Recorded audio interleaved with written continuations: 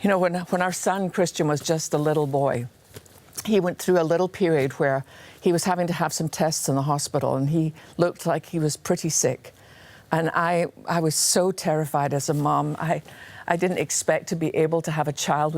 Barry and I got married later in life, and so I treasured this darling boy. And the thought of him facing something that would be life-altering and perhaps take his life was overwhelming.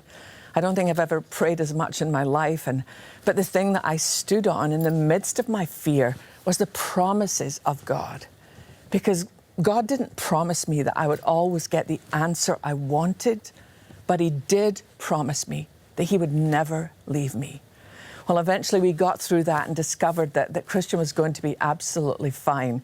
And I was so thrilled. And then one day I was speaking at a conference in Chicago, I think, and I shared that story. And a lady came up to me at the end and she said, you know what?